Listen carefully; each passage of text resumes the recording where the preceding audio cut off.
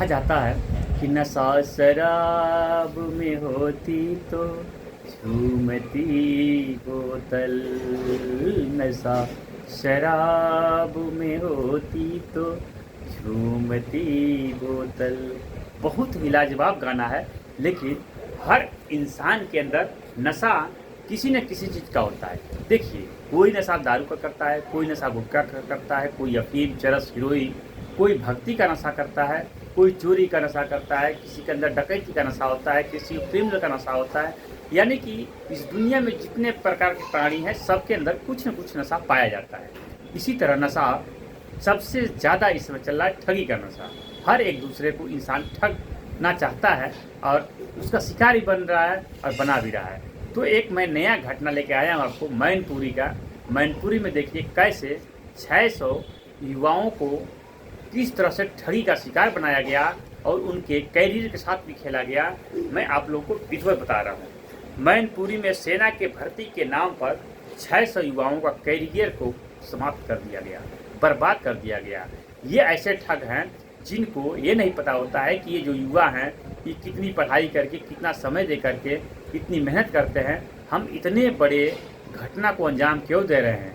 लेकिन 600 युवाओं के साथ जो घटना हुई है उत्तर प्रदेश के मैनपुरी इटावा में, वो घटना कभी न हो, किसी के साथ न हो, क्योंकि इससे विश्वास हो जाता है। ये मैनपुरी में जो सेना के भर्ती के नाम पर 18 करोड़ की ठगी का खुलासा हुआ है। 4 साल में 600 युवाओं से 18 करोड़ की ठगी करने वाले मास्टरमाइंड अरविंद पांडे को पुलिस ने गिरफ्तार कर लिया है। ऐसे व्यक्ति जो 600 युवाओं को लमसम 2 साल से इन लोगों को ठगी का शिकार बना रहा था, लेकिन ये पत्ता तुरूप का नहीं खुल रहा था। और जब तुरूप का पत्ता खुला तो तब तक युवाओं का कैरियर समाप्त हो चुका था।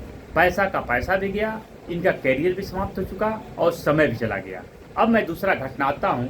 कहा जाता है कि इंसान के अंदर जब किसी न किसी चीज़ का नशा होता है और उसके ऊपर नशा का हावी हो जाता है तो नशा का आदी भी हो जाता है। और उस नशे में वो क्या करता है उसको कुछ नहीं अंदाज होता है। उसको बस ये लगता है कि जो मैं कर रहा हूँ बहुत बढ़िया कर रहा हूँ। मैं दूसरी घटना लेकर आया हूँ। आप लोगों ने सुना भी होगा, कुशीनगर के जो नकली नोटों का कारोबार करने वाले, जो बहुत कम समय में करोड़पति बनने वाले लोग और करोड़पति बन भी गए थे। लेकिन कहा जाता है कि वही हुई जो राम रच रेखा।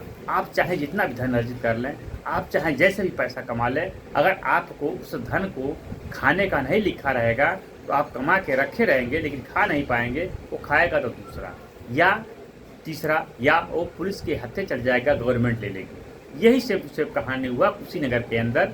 जो लोग नकली नोटों का कारोबार 10 लोग मिलकर कर रहे थे और बहुत कम समय में ये लोग करोड़पति भी बन चुका था। इनके पास अच्छी गाड़ियाँ, अच्छे घर, अच्छी ज्वेलरी, चाहे वो सोना का हो चाहे चांदी का हो, और अच्छे कैश पेमेंट भी इनके पास हो चुका था। लेकिन जब नशा ही करता है इंसान तो नशे का आदी जब बन जाता है तो आगे बढ़ते जाता है, वो पीछे कदम नहीं हिलाता है। जैसे जो दारू पीने वाला व्यक्ति होता है, उसका चाहे घर बिक जाए चाहे खेती बिक जाए, लेकिन उसको नशा चाहिए तो चाहिए। इसी तरह ये जो ठगी का नशा था इन लोगों के ऊपर सवार हो चुका था और इन लोगों को ये नहीं पता था कि एक न एक दिन हम पुलिस के हत्थे चढ़ जाएंगे। और यही घटना हुआ कुशीनगर के घटना में, जो 10 लोग पुलिस के हत्थे चढ़ गए और सारे कबूल कर लिए। इसमें से कुछ लोग ऐसे भी हैं जिनके ऊपर बहुत बड़े क्राइम का, अपराध का इनके ऊपर मुकदमा भी है, जैसे गैंगस्टर गुंडा का मुकदमा है। और इनके साथ जिंदा कारतूस और सुतरी बम और कई प्रकार के हथियार भी पकड़े गए हैं। अब इनकी जो कैरियर है, जो सपना था करोड़पति बनने का और आज ज़िंदगी में ऐशो आराम करने का, बड़ी गाड़ियों में घूमने का, इनका सपना अब धरा का धरा रह जाएगा।